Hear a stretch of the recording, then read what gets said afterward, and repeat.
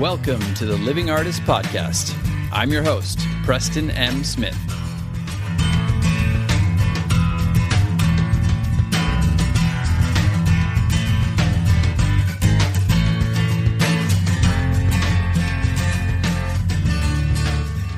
Hey, everybody. Welcome to the Living Artist Podcast. I'm Preston M. Smith, at PMS Artwork everywhere on internet land and socials. I want to thank you for landing on this podcast. Whether you're a professional artist, just getting started in the art world, a collector of art, or just consider yourself a creative person, this podcast has something for you. I like to think of it as a fun way to rant and talk to other creative people about living the life of an artist, surviving and getting ahead in the art world, and enjoying your life. But most importantly, not waiting until you're dead to make it happen. All right, let's get started.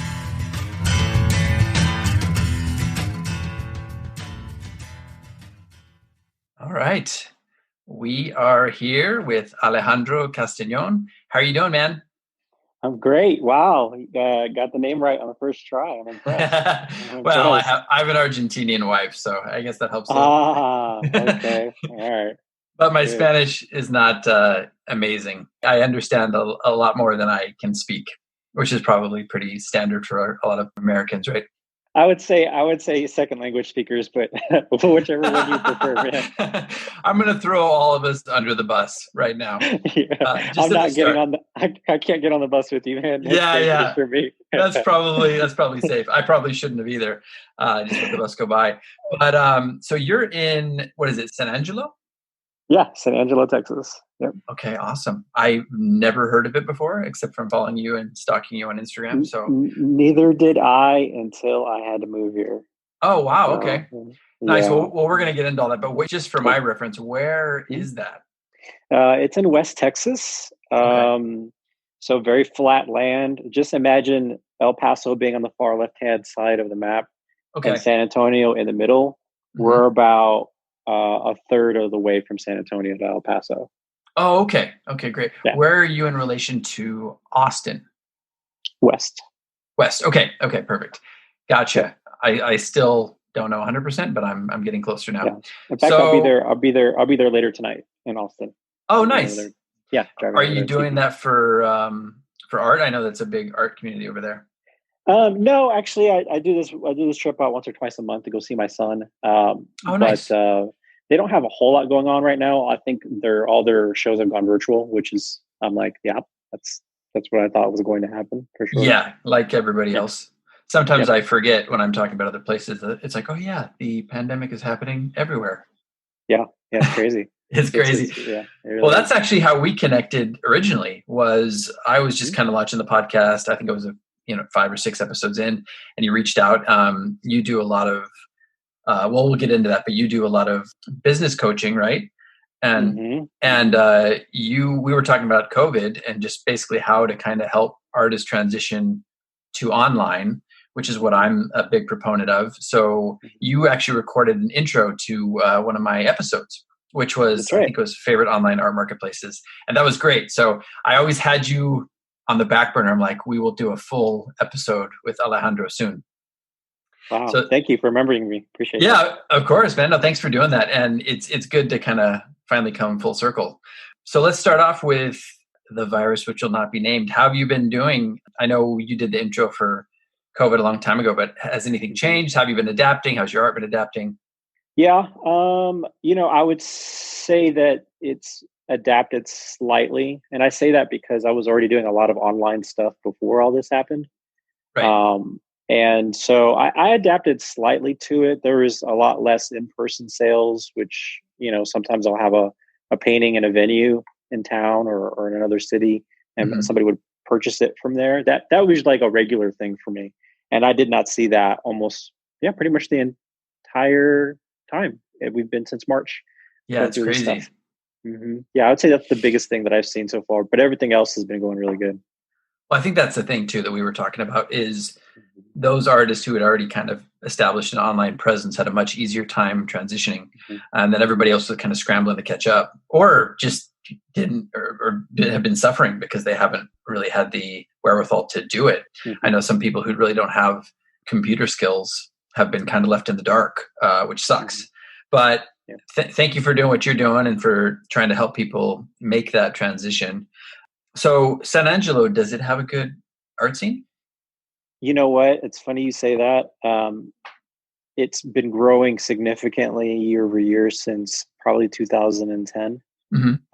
Really exploded the last 2 years. And I'd been here as an artist and art gallery owner for about 9 years.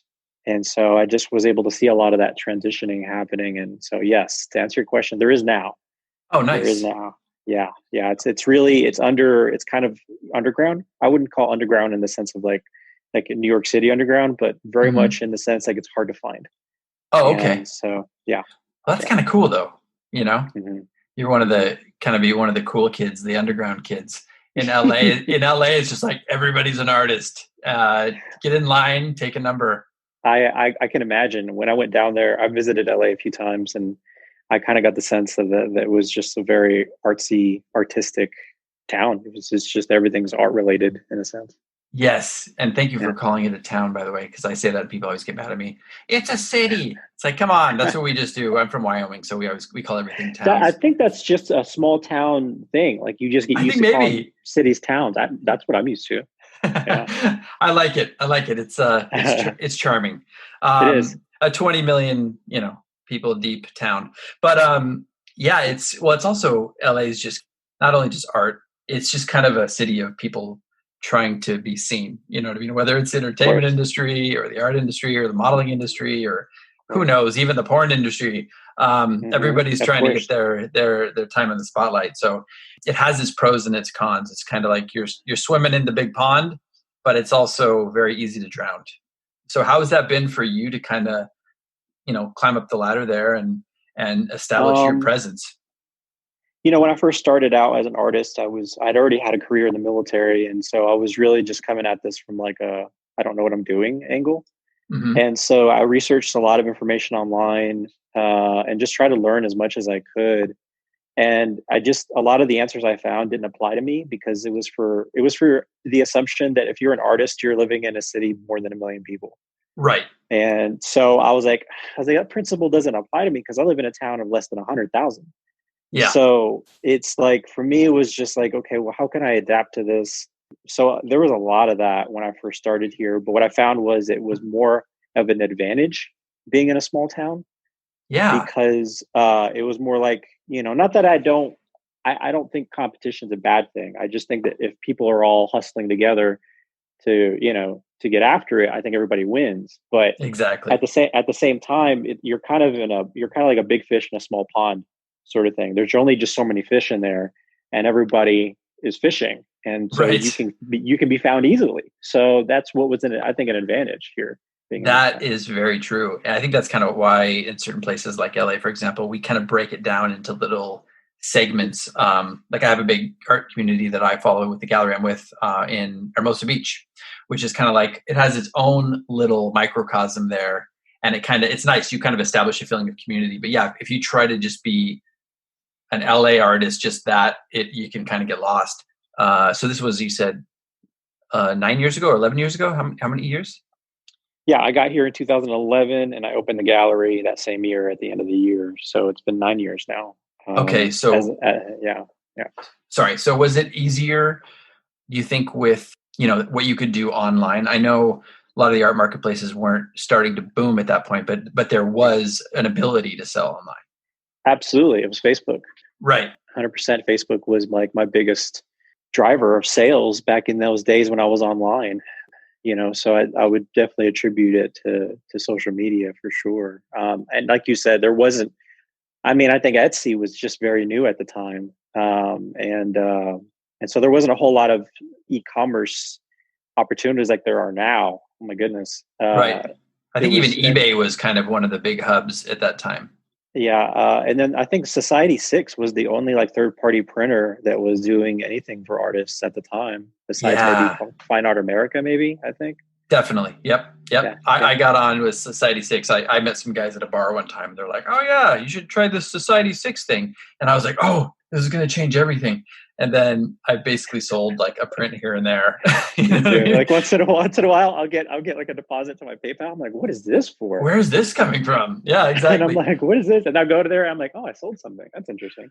Yeah, well, I think that kind of shows more than anything the importance of diversifying, right? If you're putting all your eggs in one basket, Right. because for me, I was like, oh, all I need to do is if I just sold like 20 prints a week or something, and then it was like I'd be lucky to sell 20 prints in a year. You know what I mean? I've done that. I've done that before. I've That's done that hilarious. math. Yeah, right. Exactly. Well, before we get too far, I always do origin stories here because I think of artists kind of like superheroes. So I know you've touched on a couple things, but you've got an interesting life and origin story. So you want to take us through, start whenever you want. You can start as young as you want and then up to how you got into the art world. Let's start at 7 months old. Oh, nice. I'm just kidding. I'm just kidding. My first memory. Yeah, I gotta no. I'll keep it short. So just quick background.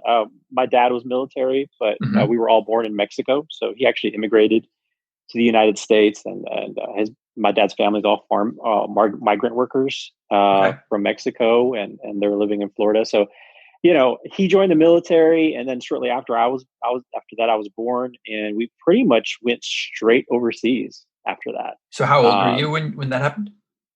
Well, I was in Mexico till I was 3, and then I was in Florida till I was 6. So I was about 6.5 when we moved to Spain. Okay. And then okay, sorry, keep going. I just wanted to get a mental picture. And then after that, we moved to Germany, and that's where I finished high school. It was crazy. I was like, I had completely separated from my culture. I didn't have any exposure to art except for what the European culture has to offer, which is beautiful architecture and cathedrals and museums. Definitely. But I wasn't practicing. I was just, I was exposed to it basically. But getting that kind of cultural, all those different cultures and experience, I'm assuming you speak German as well? I speak a little bit of German, not as much as I used to because it's been a long time since I've lived over there. But I'm fluent in Spanish, right? And I know a little bit of Italian, but not a whole lot. Nice. Now, do you speak? I'm interested because my wife and I always talk about languages. Did you get a little bit of your Spanish from Spain, or was it primarily from Mexico? I did. I did, and I didn't know what Spanish I was speaking until I moved here.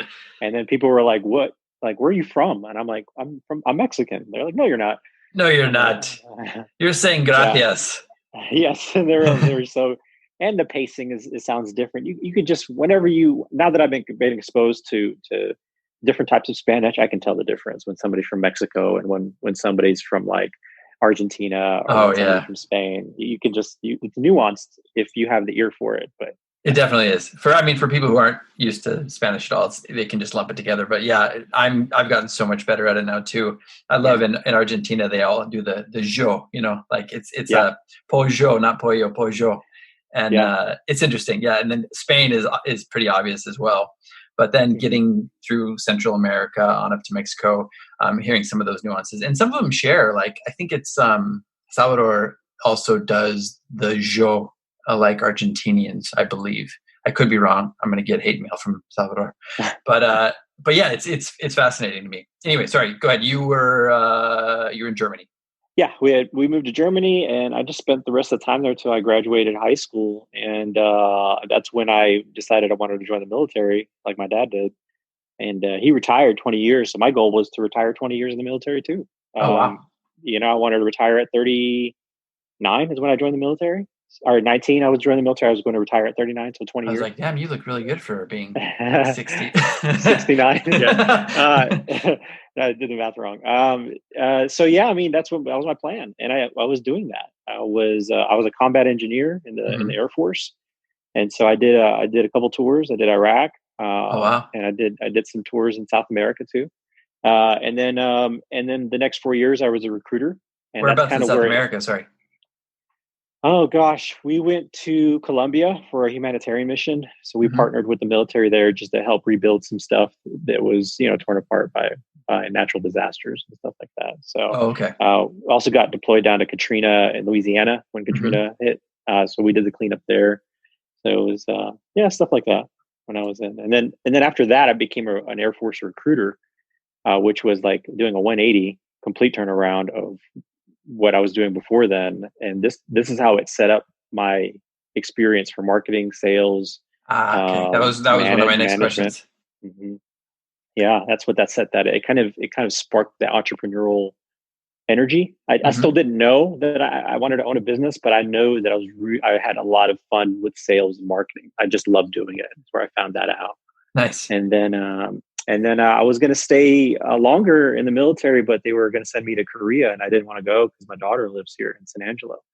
So they were going to send me for a year without any vacation. So I said, no, I don't want to be gone that long from her. So I was like, I'm just going to get out. So I did. I left the military. So you so how many years were you in the military then? 8 years. 8. Okay. Yeah. Gotcha. Yeah. So you're late 20s when you came back here. Yes. Yeah. I was in my late 20s. Yeah. And then I came here with no plan, literally no plan. Nice. No prospects, no nothing. I ended up getting a marketing job for a dentist office. And then I got a small little place. And, I guess my workload as a recruiter was just so heavy. I was doing 12-hour days in the office for 4 years that when I got here, the job I had was salary based. And I got most of my work done in 3 hours. So I was literally going stir crazy. Yeah. And I'm sure it wasn't quite as challenging either, right? No, not at all. That's what bored me to death, that it wasn't challenging, that I didn't have to figure it out because it was so easy. Yes. And so that's when I was like, maybe I want to start a business. And I was like, what do I want to start? And, I had come across the paint and sip classes in Houston when I was in the military. Have you been to one of those? No, I know about them. Okay. So I went to one. This was when I was in the military still, and I had a great time. Took my girlfriend back then. We had a great time. And so that always just kind of was stuck in my head for some reason. I didn't realize that this city I was in San Angelo didn't offer that. I was like, it was such a huge deal in Houston. And so I thought maybe I could do it. And you mean like maybe you could run a paint and sip type thing? Yes. Okay. Maybe I could run it. But I didn't have any art experience. I didn't know how to draw or paint or anything like that. And so I hired an instructor, and I got all the supplies, and we rented out a space and held our first class. And it was small, but from there we decided to get into an actual permanent location, and we opened later that year, 2011. And then during that time period, it's so serendipitous how my art career ended up coming about. During the classes, I would assist the instructor. Okay. I'd pass out paint, I'd help clean up as that's because that's all I could do. I didn't know how to paint or do any of that stuff. Right. And so, I would get bored sometimes because I didn't have to do that whole lot. So I'd be sitting around and I'd started sketching. And the lady that taught, like free classes here. Yeah, I was listening, and I was just kind of doodling, and she was looking at my drawings. She said, you've got a very good eye for portraiture. You should try painting. And I was like, I've never done that before. I was like, I don't know if I'd be any good. She was like, well, we got the supplies. What what does it matter? Right. It's not going to be out any money, really. So I said, okay. So I tried it out, and it was terrible. I was really bad. Really bad. I thought you were going to be like, so I tried it out, and my first one was a masterpiece. No, dude, it was terrible. It was so bad. I painted over it like 5 times till I was happy with it. And then but you know what? I think what got me hooked was I had never spent that much time in one sitting being creative. Right. Ever in my life up until that point. It's different, right? It's a completely different experience. It's like my brain was like, what was that? Oh, yeah. It just opens up. It expands. It just opens up. Absolutely. So I was like, man, I want to do that again. Like, I don't care what I paint. I just want to do that. And like getting into that kind of flow state, right? Absolutely. Like, yes, definitely. Yeah. Which, I have a lot of discoveries about that whole process. But moving forward, I just ended up continuing to paint. And I remember we had an art walk one night, and we had, because our space doubled as a gallery. So I was showing local artists there. And I was like, is it Vino di Pinte? Or? Vino di Pinte. Yeah, okay. That's right. You could hear my European influences coming out. Right. It bit me in the ass. That's not Spanish. I was like, why would I name it something nobody could pronounce? And so, Intrigue. I guess that was it, man. I wish I would have done a better job for Google search, because Google was like, I don't know what you're trying to do here. Oh my God, that's great. So, so anyway, we had the art walk, and I hung up my artwork just to show it. My instructor was like, you should do it, put it up. I was like, okay. So this guy came through, was looking at, like, I had 6 pieces up. He was like, how much for those 5? And I was Oh, like, wow. I don't know. What do you think? And he was like, I'll give you 600 for all 5. And I was like, yeah, okay, yeah, let's do that. Sure. And I was like, I mean, those canvases cost me like $40. Like, that's Exactly. great. Low overhead. And so I was like, well, yeah, that's great. So I sold those, and I got the taste for, like, the business side, which kind of invigorated my experience as a recruiter and as a business owner. So I saw the potential to do something with it, but I still was lacking a lot of, I think, fundamental lessons in actually creating a career in art. And I still didn't have that under my belt, but I knew I really wanted to do it because it was enjoyable. It made me happy. I felt like I could get better. And so all the signals were there. Like, the profit margin was there. The creative outlet was there. I think I went through just a kind of maybe a mental shift after I started painting, to where it was more of like kind of like a passion that I didn't know I had. Like, everybody is looking for purpose in their life. Of course. It's very hard to find it. I'll be very honest with you. It's very difficult to find purpose. And that is what I found. That's what I found. I found that purpose. That was really... Well, I think that's key, man. And it's almost like, it sounds like you passed the point of no return, right? Once you've accessed that side of yourself, it's kind of hard to just go, okay, now I'm going to go back to the normal job and just shut that part down that I now know exists, right? Right. Yeah, that's awesome. That was me too. I mean, I always knew I wanted to be an artist, artist and actor, but I came down here to do it. And, I struggled. I hit my head up against the wall for a decade plus. And I mean, even though I had like small wins here and there, but overall it was like, I was not a monetary success. Right. And it was one of those things where I started to go, well, maybe I should try to do this fallback thing. So I would kind of search around, but everything I tried, I was just like, no, I'd probably end up killing myself, because it would be giving up what I know now that I can do and that I have access to. It was a kind of a death. I don't know if it was that strong for you, but that's how it felt to me. It was a huge, the shift came for me when I left the military. That was the shift. Because everything had been planned out since then. I was so sure I was going to be a career Air Force retiree like my father. Like, right. I was like, that's what I thought. That was me. I thought that was me. And when I came here and then I fell in love with art, it just like I became a different person, totally different person. That's so interesting. It's crazy what we get attached to. It's like this becomes our ego identity. I am this. And then you find out, oh, wait a minute, I'm not just this. I'm more than this now. That's really cool. I love hearing that, because a lot of other artists just kind of have a different experience. They come up, in art school or whatever, and they go, oh yeah, that's what I'm doing. But I love that you made that transition. Now with the gallery, did you? First of all, sorry, I want to make sure you're done with the origin story. Okay. Yes. With the gallery, did you branch out into doing conventional shows like group shows, solo shows, or did you kind of keep it with these classes? No, we definitely branched out a lot. We did big shows.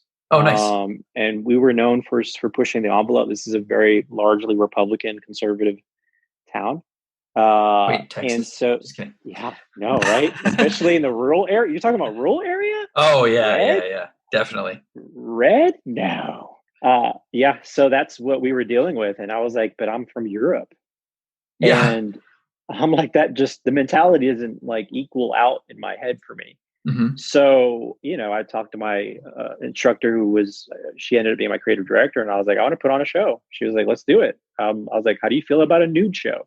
And she was like, that could be interesting. Right. And I was like, let's do it.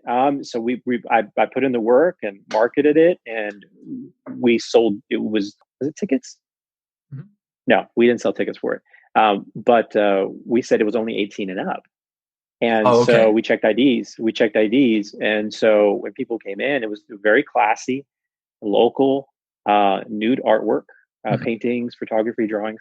Yeah, I'm assuming it wasn't like erotica. No, not. I wouldn't push it that hard. Right. Not that hard over here. But what they didn't know was that we had 2 nude models in the back that we painted, one male, one female, and that was what sparked the whole thing. We did that show. We did that show consecutively for 6 years because it was so popular. Wow. And then we did other small shows. We did solo shows. We did lots of different variety. In fact, we brought down some Hollywood actors from a movie called Blood In, Blood Out. It's kind of a very Mexican Chicano.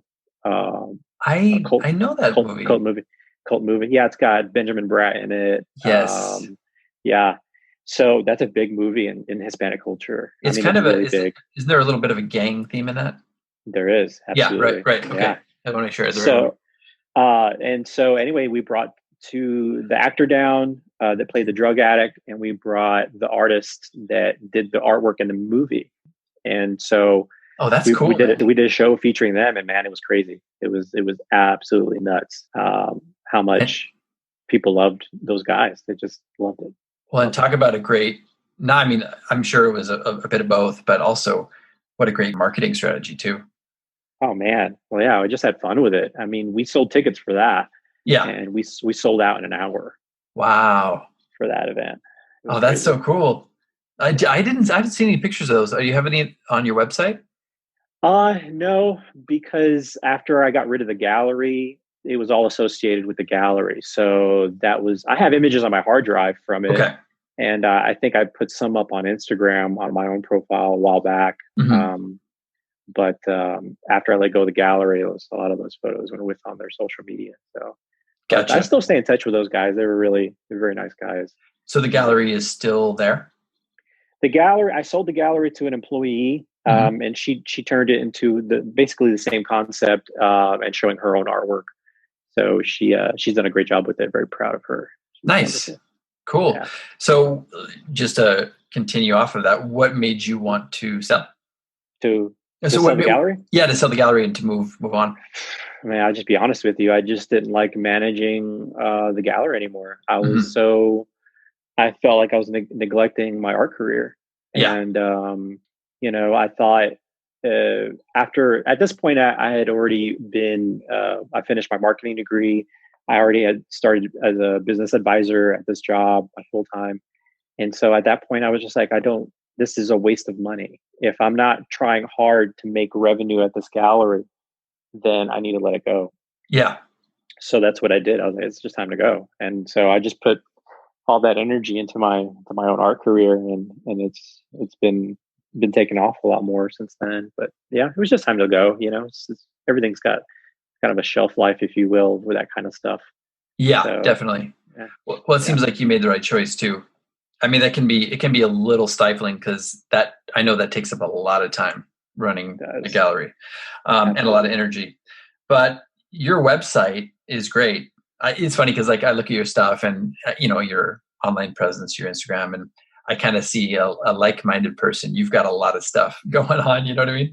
And I'm the same way. It's like I feel like I barely have time to breathe sometimes. And then I looked at your website and I'm like, oh my God, I think he might even have more stuff going on than I do. That's probably true. So tip of the cap to you on that. But I love your website. I wanted to ask you, it seems like you have a lot of prints that you are kind of pushing on your website. Would you say that you sell primarily prints or a combination of originals and prints, or are you trying to push prints more than originals? I mean, right now I'd say I sell by quantity more prints than I do originals. Mm-hmm. But I would say in terms of just like total money, they're about equal.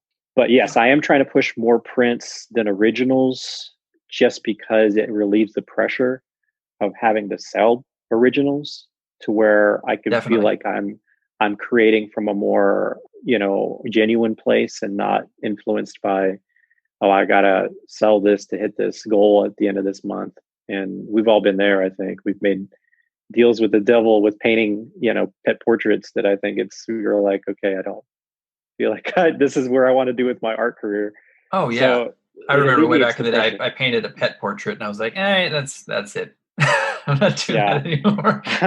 I know what you mean. But I think in that same token, I just wanted to make sure that I was doing what I needed to do to set myself up in the future. Like I wanted to be more compassionate to myself in the future. Yeah. And so that's why I wanted to push prints harder. And I still am. Absolutely. Every day I'm pushing prints.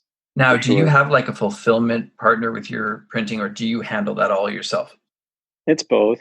I have one where I do it myself here. Those are the poster prints, and smaller prints than that I do here. Yeah. But for like my canvas prints, I use CG Pro prints. I don't have to use them, but I love them. I've been with them since I first started. Nice. I do Bay Photo. You do Bay Photo? Okay, very similar. But high quality prints, for those, for the canvas prints. And then I use Printful to do like stickers, postcards, that type of stuff, T-shirts. Yeah, the reason why I ask about the fulfillment partner, for anybody who's listening who's like trying to up their game or trying to sell more art, having a fulfillment partner is kind of nice because it kind of gives you like passive income. You can have people buying art on your website, and then you just sit back and let them handle it, which is nice. Because that's what we all want. We want to be able to focus on creating our originals, doing some other stuff, marketing, Instagram, so on and so forth. And that gives you the ability to do that. But I also saw on your website you were doing a video of, I forget what you called it, but basically where you're personalizing prints. 'Cause that's a thing that's been happening recently, and I think that's really cool. So you're actually getting a print, and then you're painting on top of that to personalize it, right? Correct. Yeah, I'll embellish it. Those are for the canvas prints, just because it allows me to add more value in there and ask for more, since it's already a high quality print as it is. But right, adding that extra flair to it, I can justify the price even more at that price point, because they're expensive. Yeah. Well, you're making it a one of a kind. Yes, that's what it is. Yeah. That's awesome. Now, how much do you do on that? Do you do like just little enhancements, or do you how much time do you devote to doing that kind of stuff?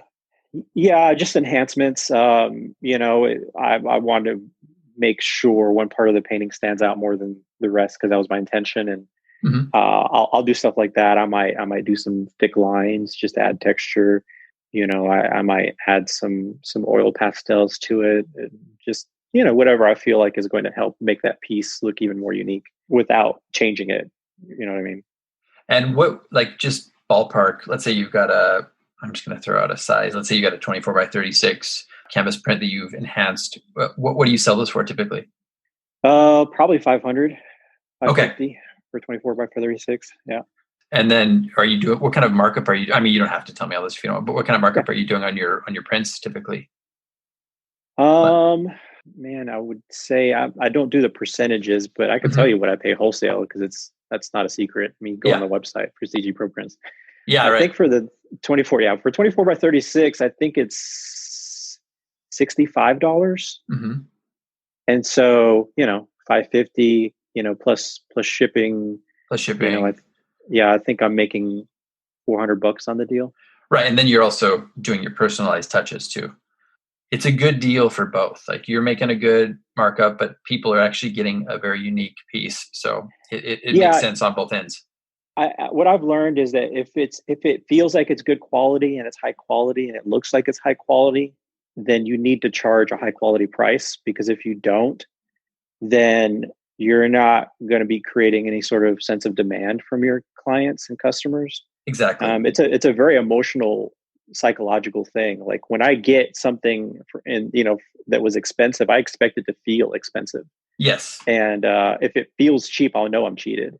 So definitely. So I think it's the same thing with when you're doing reproductions.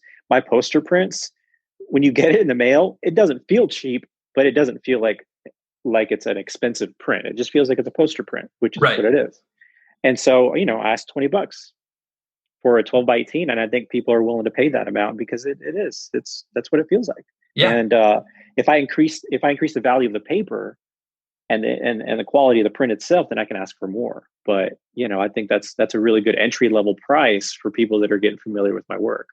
It's a great entry level price. And I think I've spoken with other artists on this too. And with people like that who aren't really sure, they're kind of dipping their toes in the water. They want to see how they like the experience, if they're happy. And then a lot of times they'll come back and, buy more. They'll buy a bigger print, or they'll even buy an original. So I'm always telling people to kind of focus on the long game and not just the short sale. Like, I'm going to get the most I can out of this print. And then they're going to go like, wow, this wasn't really worth this. Fuck you. I'm not going to buy anything from you again. Exactly. You want people to feel the value, just like you're saying. Right. Yeah. That's awesome, man. That's a good mindset to have.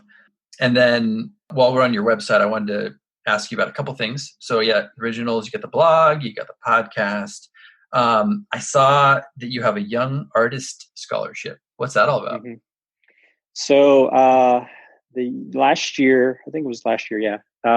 I wanted to do something to give back to the community. That's kind of the other stuff that I do aside from my own projects. I like for my own art career, I try to do other stuff that's like kind of associated with it, but I don't sell anything out of it. And so that was one that I really wanted to do. And I was like, man, how can I help out? And I really want to help out these younger artists that I feel like, if they could learn what I learned earlier than when I learned it, they would be in a better position. And so that was kind of the young scholarship was just to kind of get them started. Like, we would pick one young artist submitted by anybody in the community. And I just picked one that I think that was deserving, that was really saw like they were motivated and they really loved art. And I bought easel, many canvases, paint, brushes, markers, anything that would basically allow them to express themselves artistically. So awesome. They got the whole setup, basically a whole small studio for a kid. And so that's what that scholarship is to get them going. That's so cool. And I think you probably understand the value of that too, because listening to your origin story, it's one of those things where like, if maybe you hadn't had some of that stuff kind of pushed on you, you might not have ever done it. Right. Yeah. So getting these kids, getting them to have this experience that they might not have otherwise, it's turning a lot more people into art. That's great. I think so. I think that's the kind of, and I think the other reason was, and I'm not trying to put out our city here. It's a great city. It's just that their art program is non-existent in the schools. Well, that's not just your city. That's a lot of places, right? Okay. Yeah. Well, that's the only city I've lived. Right. Besides when I was in the military. So I didn't know what the standard was, but to me, I was just like, that's not enough. So, I thought, well, what if I wish I could give a scholarship to all the kids, but maybe just picking the ones that I know really want it and give it to them. Sure. Maybe. Yeah. That's awesome. Well, and it also sparks other kids see that. And then they're going to, maybe I could do this too. Yeah, that's awesome that you're doing that, man. That's really cool. Well, we're at the midway part. So if you don't mind taking a little pause and then do you have time to do a second round? Yeah, absolutely. Okay, cool. Let me just stop this. All right. And we're back after a mini potty break. And our sponsors advertisement. Yeah, exactly. Yeah. So speaking of which, how's your podcast doing? It seems like you maybe release kind of an episode every month or so. Is that right? More like whenever I think I have an interesting thought. Nice. It's not organized. It's not organized at all. Okay. But I was really just wanting another medium to express and explore. So, sure. But it's got more purpose now because I just started a website for our community called Art Alliance San Angelo. It just seemed to be a perfect fit for a channel because you weren't doing anything else, Because I wasn't doing anything else, man. I just didn't think that I had enough on my plate. Right. Sorry, what's it called again? Art Alliance San Angelo. Okay. What's that all about? If you don't mind me asking. We were talking earlier at the phone call, like there's a lot of talent here, but they just don't know. It's hard to find them. So what I do is I use the website as a hub for all visual art related information in our city. Oh, cool. So I have all the art venues, the art galleries, their information, their links, a map where you can find them, and then an updated event schedule for all the visual art events that are going on in our city. And then there's a place for artists that don't have physical locations to be listed on the website so that people can find them. People looking for art in San Angelo, all they got to do is go to this website and they'll be able to hopefully find everything. So for example, somebody could find somebody's studio. If they wanted to do a studio visit, they could access that. Oh, easily. Absolutely. They can do that right now for sure. Oh, that's awesome. But if let's say that they were looking for maybe a ceramic artist, Hmm. they would be able to go on the website and find, even if that person doesn't have a studio, they could go in and find, oh, this is a ceramic artist, but they only exist on Instagram. Let me go to that link. And then they'll click through and then they'll go to that artist's link on Instagram to see all their work, because most artists don't have websites. So, and That's especially true. ones Yeah. in rural areas, that's even more prevalent. So that's why I created the website, because just because I know how to exist online doesn't mean all the other artists do. Right. And that doesn't seem fair in a community this small, because we will do much better if everybody's doing really well. So that's the premise of the website, is to gather all this information. And there may be only 200, maybe 250 artists here in town, but all of that information on one website will pull a lot of Google listings and make us the first one to be searched. So that's That's why I, awesome. that's why I did it. That's why I did it, because there's just a huge vacuum, all these artists and no way to find them. So Wow. that's why it needed to exist. Putting San Absolutely. Angelo on the map. Trying to, man. There's so many. James Gill lives here. James Gill was one of the original pop artists with Andy Warhol. Oh, And yeah. he lives here, man. I've spoken to him. I saw Oh, him at the that's so mall. cool. And I fanboyed out on him. I was like, "Oh my god, dude! Like, I love you." And he was just like, "What?" He's like 90. He's like, "What?" Right, right. He's like, And where am so, I? so I mean, it's like artists like that people don't know that live in this town, and they're here. They're That's working. so That cool. guy's Did still he working. It's crazy. retire there or was No, he? dude, he's still working here. Like, he's still creating art. Oh, wow. Um, he goes to Germany and does shows over there, because that's where a lot of his prints sell. But man, the dude's still working. He's That's so still cool, working. man. Yeah. And that's everywhere. That's why it's good that you're doing that, because people just don't even realize there are artists all over the place, and you'd be surprised where some of them kind of move out to when they're done with city life, or if they've never done the city life thing, Hmm. and it's maybe even a potential, mentorship opportunity for Hmm. people, depending on how busy they are. Absolutely. That's awesome. Well, it sounds like you're doing a lot of great stuff for the art community.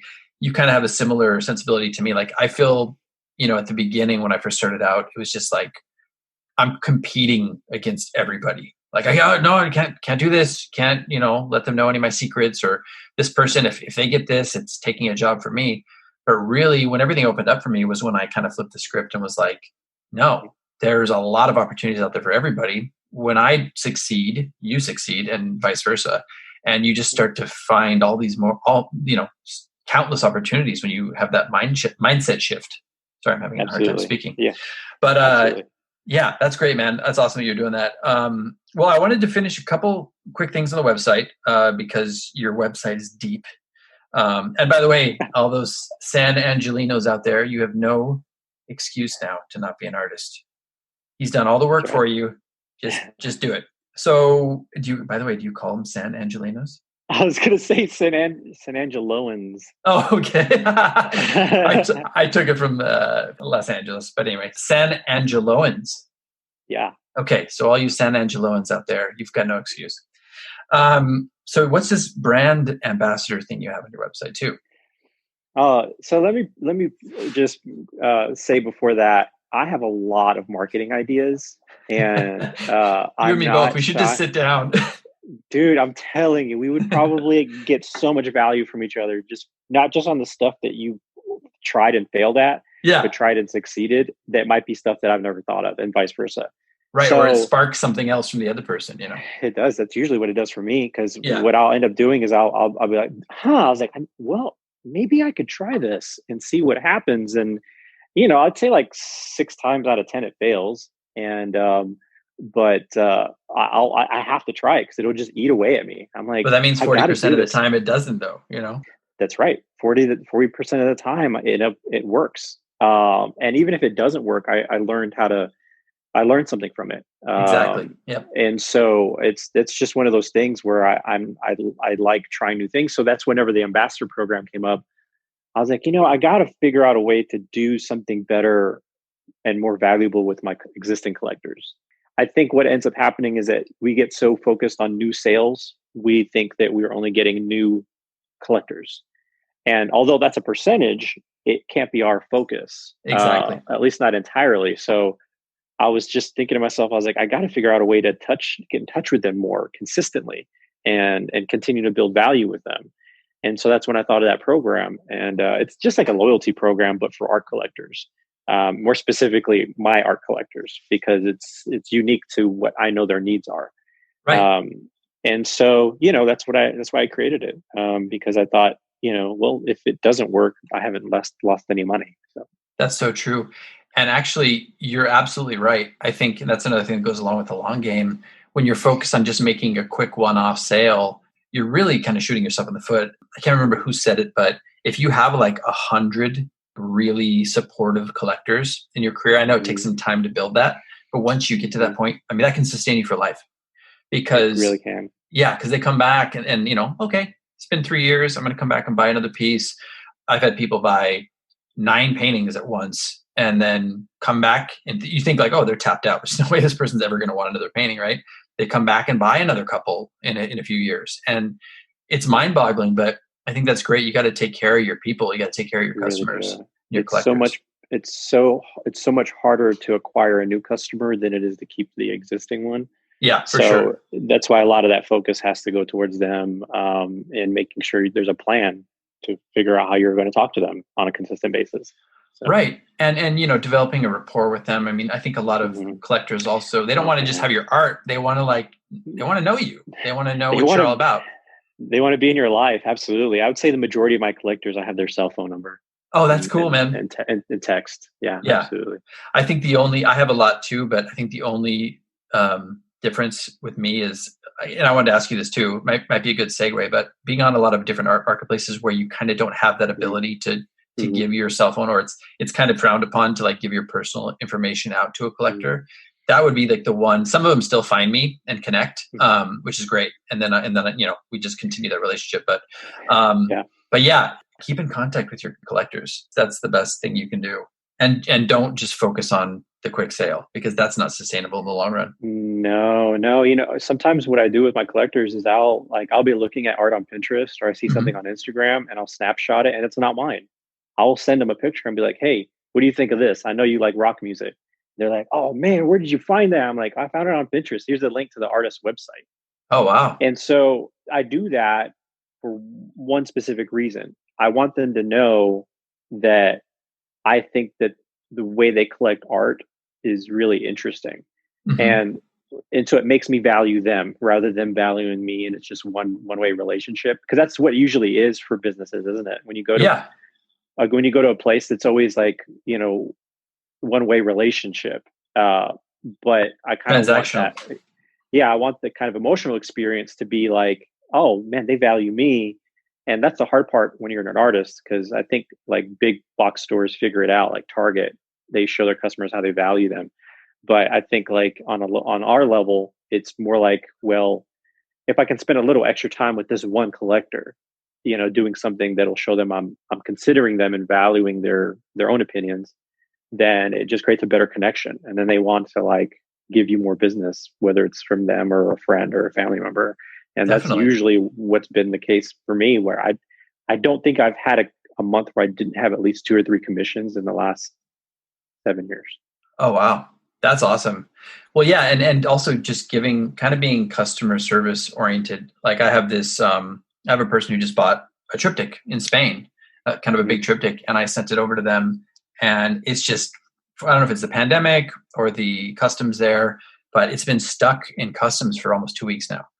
And, he's waiting and he's being patient. It's great, but he had to send a lot of documents, and they charge a very large VAT. So he had to shell out another 330 euros. And I was like, man, you know what? I just said, hey, let me split that with you. So I just like refunded him half of that VAT charge. And I've been constantly in communication with him over the last 2 weeks. And, you can tell he appreciates it. And that's another version of, that's not just doing it to like try to sell more. Like, I just think that's a good way to be with people in general, but also it does develop kind of a rapport, and you will maybe have this person, that artist was really cool. Maybe I should look more at more of their work. Yeah, absolutely. Totally agree. Okay, cool. Let's shift off your website for a moment. Are you on any other online art marketplaces? Etsy. Oh my goodness. So this is just, I'll briefly state this. I have 5 Instagram accounts, and no, they're not throwaway accounts. And then I They're all have bots. two Etsy stores. They're not bots. And then I have 2 Etsy stores because my theory is, and I will listen to your last podcast, by the way, yesterday, about an artist having their style, but wanting to explore other things. Oh yeah. So I listened to that yesterday, and I was like, yeah, that kind of feels like me, because I've got so many interests, movies, music, comedians, rock music, rap. I mean, I've got so much that I remember when I was a kid thinking if I could draw that, I would be so happy. Yeah. And so now I'm just like exploring all of that. But what I learned was when I put all of that under one like account, the algorithm didn't know what to do with it. And so I was like, well, why don't I just separate them into their own lines of product lines, like a department store would do. Mm-hmm. So that way I can make sure that the algorithm is showing this to the right people. And so that's what I did. I created 4 other Instagram accounts, and I had 2 Etsy stores. My Etsy store that I used to have had everything on it, and I was doing terrible sales. I had like 300 products on there, but they were all so different. Yeah. And so the algorithm on Etsy didn't know who I was trying to sell to. So at the beginning of this year, before COVID hit, I got rid of everything except for Chicano art. And so it's just Mexican Hispanic art. That's it. And once I pulled it back in like 2 months, I like quadrupled my sales from my lowest point up to, and at that point was still my lowest point that I'm at now. So what I think I tested the theory, it was that the algorithm likes for you to be consistent with your niche, because it's going to want to show it to your niche or to the niche you're looking for. And so then I was like, well, I wonder if that'll work on social media. So I did that, and I'm seeing a lot better results. And I see the people that are engaging with me on these other social media accounts are interested in what I'm putting out there. Like, I'm very, very specific. Even when I'm on Instagram on these other accounts, I'm very careful what I search for, because I think that, again, it'll influence the algorithm based on what I'm searching for, not just what I'm posting. Oh, definitely. So it goes both ways. It goes both ways. So what I found was that the feed was a lot more curated. So that's why I have all these different platforms that I'm on, because I think that if you're very careful about how you're targeting based on just your activities, I think that you could have better results. But I think that only applies to artists like me, where you've got several different themes that you explore: wildlife, landscapes, Westerns, Japanese art, whatever, tattoos. That's a good idea, actually. I have a lot. I mean, I don't know if you looked at my old stuff, but I did pop surrealism for 12, 13 years. I saw that. And so, I relate to your work on that level too, kind of the iconic nature of it, But I don't really do, I'll do the odd surrealist piece from time to time, but I pretty much focus on abstract now. But I do have them segmented on the website, but I've never thought about doing a separate Instagram account for my pop surrealism. So that might be something to explore. Yeah, that's interesting. Now, the only caution is that it will take more time. Right. Right. Let's not forget that. It's enough having one social media account, let alone 3 under the same account on different platforms. But then you create another social media that then you have to figure out a way how it's all going to connect together. Oh my God. So it's been an interesting way for me to learn how to, target certain demographics and certain people, because I have to with all these different accounts that I have. You have to different. Yeah, sorry. Yeah, you have to make friends people. With. Sorry, I'm going to let you go. You go. It just speaks to different people. That's all. It's just the interesting thing. Yeah, that's true. Well, and you have to make friends with the algorithm as much as you don't want to. Man, I've seen those just shifts, and all of a sudden you're just like non-existent. So you have to keep on top of that, trends, what's going on with that, how you're documenting your work. It's very important. So it sounds like you're on top of that. I might explore that actually a little bit. I don't feel like I am on top of it at all. That's what it feels like. I'll be honest with you. I don't feel like I am. I feel like I am just trying to make things more efficient, and I'm just trying to test ideas and things that I haven't seen done before.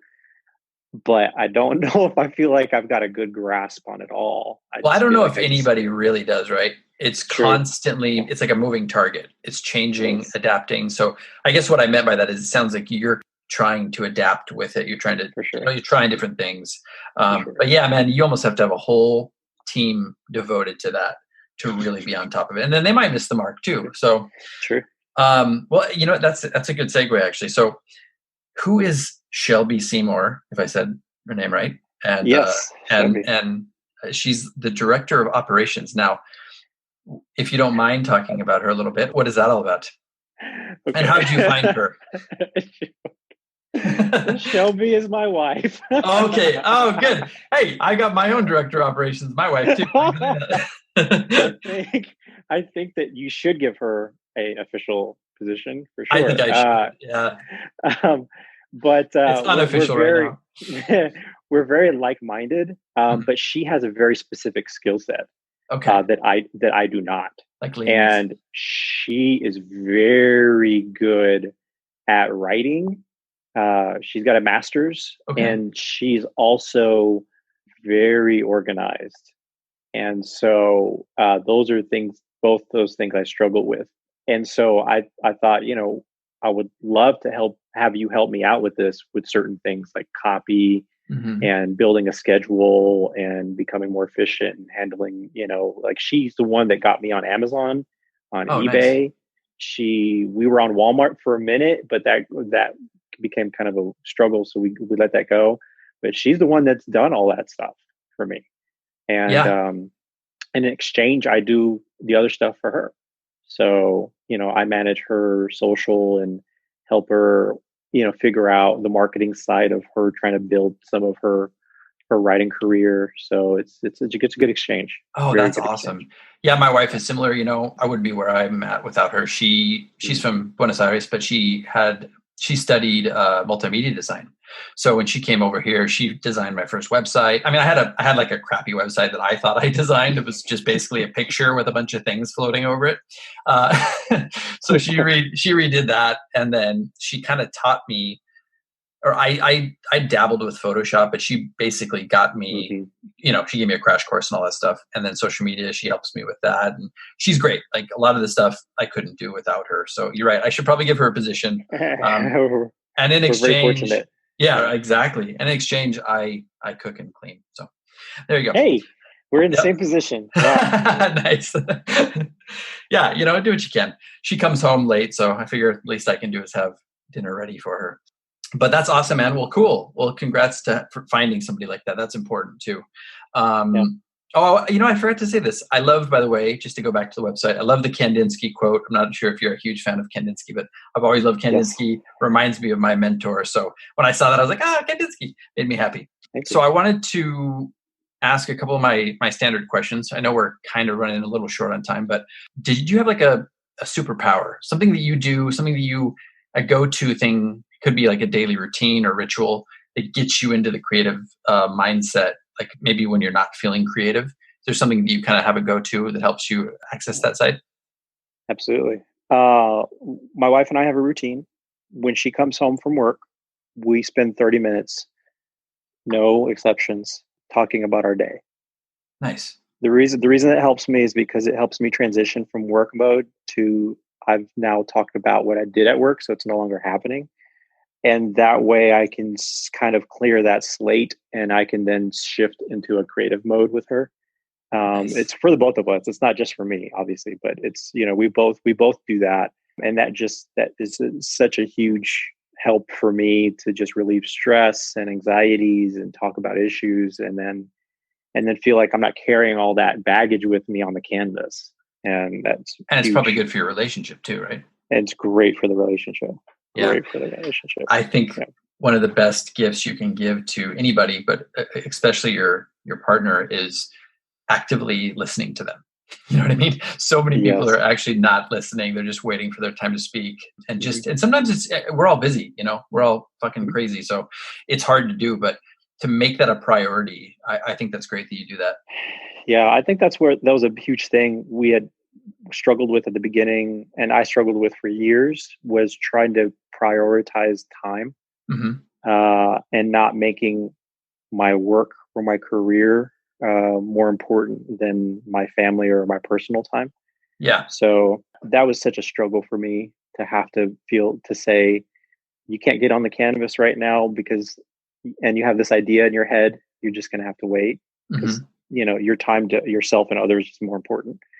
So it's just trying to create those limitations. I think that's what it's really about. Yeah, that's nice. Well, and having some constraints also helps creativity, I think. Absolutely. It's like a battery. That you have to recharge. You can't run the battery consistently and think it's going to perform just as good the entire time you're using it. Right. You have to use it, and then replenish it, charge it back up by stopping, going to do something else, whatever it is, because it'll run out. I've done that. I don't know if you saw one of the videos on my site was the paint-a-thon challenge where I stayed up for 24 hours straight and painted. Oh, wow. No, I didn't see that. I wouldn't recommend doing that, but I did it for charity.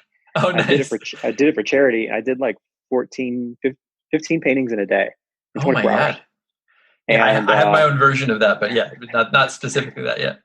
And that taught me a big lesson. It taught me that I shouldn't do that because it's not only physically draining, but it's mentally draining on your your creativity, and it's just not healthy. So I learned not to do that.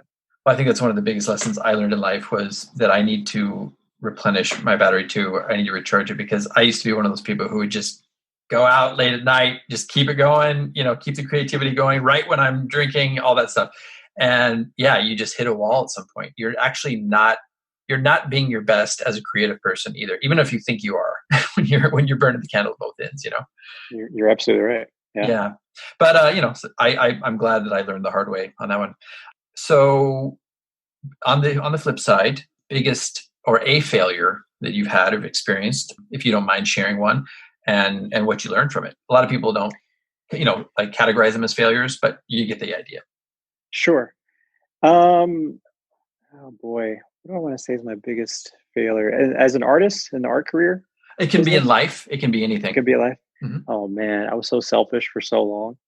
That was my biggest one for sure. I went to therapy. I really committed to trying to change because it just manifested in so many ugly ways. Yeah. And so that was my biggest failure, but I don't necessarily look at it as a failure. I look at it more of like that's something I didn't know how to deal with. I didn't have the right resources. I didn't know what was wrong with me. And so, now I look at it as like, well, that was a huge, upgrade in my growth, but it required me to have to face that truth. Yeah. And so, for me, it was just being a really selfish person. And so overcoming that really just opened up a lot more opportunities and ways of enjoying life and connecting with people. And, it's hard to be happy when you're self-absorbed, right? Oh, absolutely. Because you also play the victim. So, it's like you're unhappy all the time. And so for me, it was just after I transitioned out of that, I felt so much more peace and I was dedicating more time to others other than myself. So that's awesome. So that was probably a big one for me, which I probably should be a big success, my superpower too, I guess, shouldn't it? Yeah. Yeah. Well, on the flip side, it could be, but it's ironic because when you stop focusing on yourself as much, it kind of opens up more opportunities for you, which is, it's the exact opposite of what you think. It's like, no, I got to focus on myself because if I want to achieve this, but the moment you step back and go, okay, there's a bigger picture out here, so many more things come into your life. I totally agree with that. And it applies to just running your business. Yeah. If you're trying to help people and you're just being, giving, but not naive, you can really see a lot of things happen. You'd be surprised. It's really incredible. Yeah, that's so true, man. Well, thanks for sharing that. Yeah. Have you ever seen the Seinfeld episode where they try to see how far they can push the car? on empty? Yes, yes. Let's do that. You want to go on this experiment with me? We're gonna get these couple last questions out without trying to start a new one, and see if we can push the tank past empty. Okay, let's do it. All right. So, any advice this is basically advice to younger artists, but I like to frame it through yourself. Like, any advice to young Alejandro as an artist or as a human being coming up? What would you impart to your younger self? I would impart to be considerate with what you're creating and why you're creating it. Mm-hmm. So it doesn't matter if you're an actor, photographer, painter, doesn't matter. Just be considerate with those two things because they go hand in hand, whether it's, you're doing something on canvas or sculpting, and then why you're doing it. Why is it that I'm doing this thing? Is it for me? Right. Is it for somebody else? What are the reasons if there are many? So I would say that's one thing that my mentor taught me. He said, just be considerate about what you're doing. That's great. And it's almost having respect too for what you're doing, right? Absolutely. Yeah. That's awesome. You seem like a goal-oriented person. A lot of people say, well, I don't have really any goals, but where do you see your art? What would you like to achieve? I do have a very clear goal. You're right. Okay, good. It's very specific. So, my goal is to be able to travel, at my leisure, hopefully with things that are going now, they change, but I'd like to travel at my leisure and do the two things that I love doing, which is helping artists and selling my artwork. That's it. That's what I want to do. My goal. Well, it's a great goal. I can relate to that. And I just want to say you're already doing it. So that's great. You're kind of, I know you could probably take it further, but you're already on that path. So that's awesome, man. Thank you so much for recognizing that. That's a great validation for me. It's amazing. I feel the same way. It's like, it's kind of being grateful and ambitious at the same time. It's like a cycle. You just kind of keep going back and forth, right? I step back and I look back at what I've achieved. I'm like, man, I would have, if you would have told me this 10 years ago, I would have never believed this. It would have blown my mind. Right? But at the same time, you still are like, okay, now where can we go from here? I think that's just part of being human, right? Yeah, you become more open and you're like, well, I'm totally flexible with what comes next. Yes. Because, you're going to figure it out. So yeah. That's right. I just realized that I haven't specifically talked about your art, but obviously everybody out there should check out Alejandro's work. It's awesome. The one thing I wanted to say about it, I know you do a lot of you do Day of the Dead. You do some of landscapes that are specific to San Angelo. You do celebrity or rock portraits, kind of iconic portraits. The one thing I'll say about your work is even when it's going from your traditional iconic portraits, I feel like even your landscapes have kind of an iconic feel to them. So that's like the one word that kept coming up in my mind was your work is very iconic, which is great. Wow.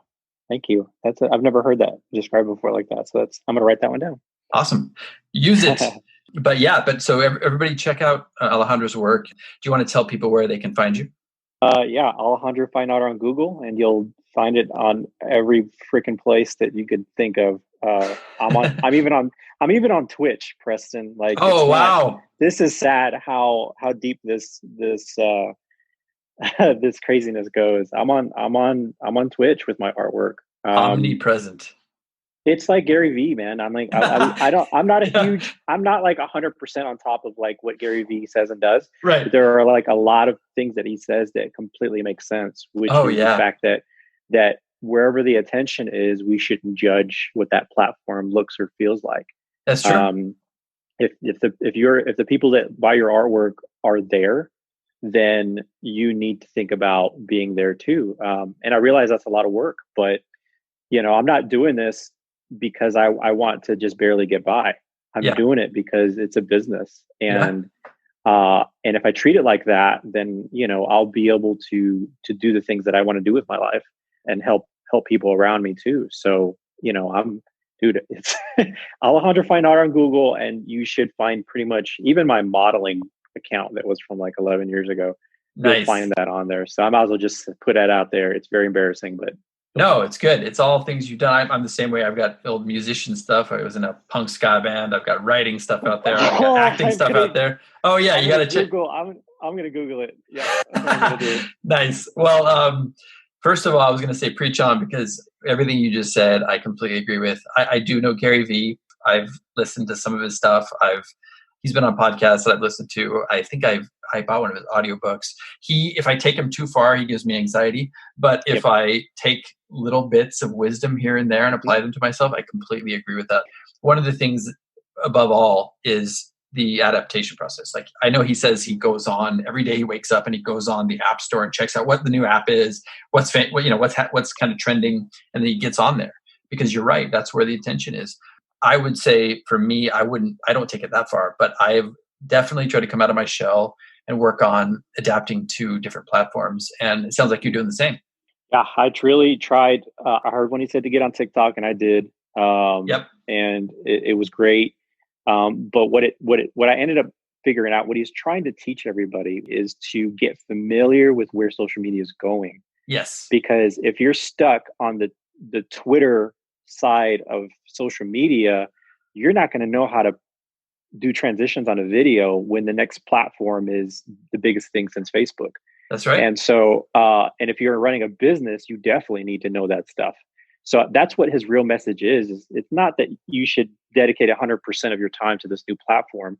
It's just to understand it so that you can be proficient in that digital language, so that when the next thing comes out and you want to get right on it and have no problem using the platform, you'll have all that knowledge already and experience from using video and audio and and photographs, and everybody's becoming a media expert, man. And you can get left behind really quick because very how fast quick things are moving. Yeah. If you get complacent for like a couple months, even.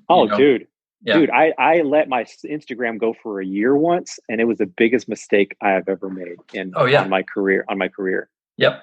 I completely agree. It's funny. I don't know how many times I've kicked myself for not jumping on the YouTube bandwagon. I had like a moment in the past where my wife and I started doing something and I just let it go because I wasn't in the mindset. I wasn't in the correct mindset, but now I started up and it's just, it's still relevant, but if you hit these things at the right time and then they take off, I mean, sky is the limit. So yeah. I have this friend that had a studio next to my gallery. His name was Jonathan Harris. You can find him on YouTube.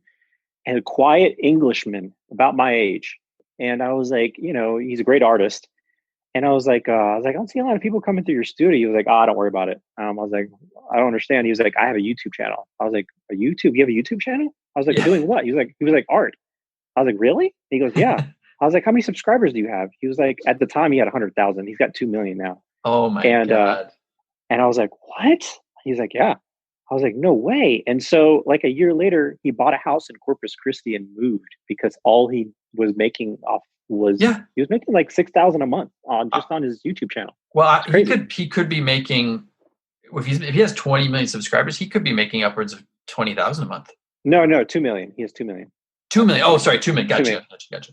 So yeah, but oh yeah, man. Like, and then you got all the affiliate marketing that goes with that too. There's just, it's hard to get going on there now, which is what I'm learning, but I'm growing on there. But I just wish, man, looking back that I had jumped on that when it was hip. So should have, dude. But that's the lesson, right? That's the lesson now, is that now that you have that point of view, you can see things happening and you're like, I see the signs. And that's what Gary Vee's trying to teach people. He's trying to teach them to see the signs to know when to strike, but you got to have some experience on using these platforms for sure to know when to do that. Yeah. Well, to piggyback on something we said earlier, I've got some ideas on YouTube. I'm assuming you're on YouTube. I know I saw some of your videos on there, but is that something you're actively working on? I'm starting to do more of it just because I use that. I don't know if you know about YouTube Shorts, but they just released that. It's the vertical platform that kind of mimics TikTok's short form videos. And I just put up a short video that I'd done on TikTok and I used that hashtag and I had like 10,000 views on this video. And I was like, this has never happened to me ever. So I'm definitely, I would recommend doing it if I were you. And so I was like, now I need to put more time into this because it's obviously something that's early. Yeah. And I need to continue to do that. So you said it's YouTube short. What? Yeah, it's not a new platform. In addition to YouTube, it exists in YouTube. You could just upload your videos that are the vertical videos. Yeah. And just put the hashtag in the title shorts, and then put the hashtag shorts in the description. Oh, nice. Okay. and it algorithm will automatically pick it up and kick it to people and push it. 95% of the traffic from that video was from the algorithm for Shorts. It shows it in the analytics. See, I was like, wow. Yeah. So you learn something new every day, because I've consciously made an effort to not shoot anything vertically anymore to make it more cinematic. But now Me too. I have to start doing that. Okay. Well, thanks for letting me know. Yeah, it's because of TikTok, man. That's why. Damn TikTok. I did join TikTok, but I was like, I don't know. I couldn't get going on it. I did release a couple dancing videos. No, I didn't. But yeah, I mean, I know there are other artists, like actually Betsy Etzenberger, who was on here, who's doing very well with her work. She's on TikTok, and I think she's killing it. So yeah, it's definitely something that I should probably explore more of. It's just time is finite too, right? Yep. That's it, man. That's the thing. Well, let's get our wives on it then, right? They're not listening anyway. Mine explicitly told me no. She hates social media. Okay. Fair enough. But she does everything else. So I'm like, okay, she handles the money too. So I'm just like, I'm happy with that. You got to be nice to her. That stuff. Right. Cool, man. Well, I'm hoping that our Seinfeld experiment worked and that we didn't get cut off about 10 minutes ago. So we'll see. I'll keep you posted. But thanks so much for coming, man. It was really fun talking to you. Same here, Preston. Thanks for reaching out. Stay safe over the holidays. You too. And man, congratulations on all your success. I love it when you post up that you've sold something. It gets my juices going, and awesome. And really, really awesome to see that. So same to you, man. Be safe, and you know what? Let's follow through on that sometime. Let's do a little collaborative effort down the road. I'd love to, man. Even if you just want to chat, I'm totally down for that. Sounds great. Awesome, man. Well, we'll talk soon. Okay, thanks. All right, later. This has been the Living Artist Podcast. Thank you so much for listening. I just want you to know that I appreciate you being here, and I'm grateful to be in your ears. Your art and creative life on this planet is meaningful, so thank you for sharing it with me. If you like this podcast, whatever platform you're listening to it on, please subscribe and share it with your friends. You can also leave me a positive review to show your support. This helps me to reach more people with the algorithmic magic and keep the show going strong.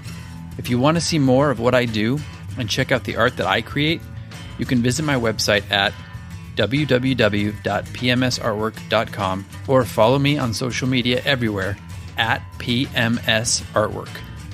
That's it for now. See you back here next time.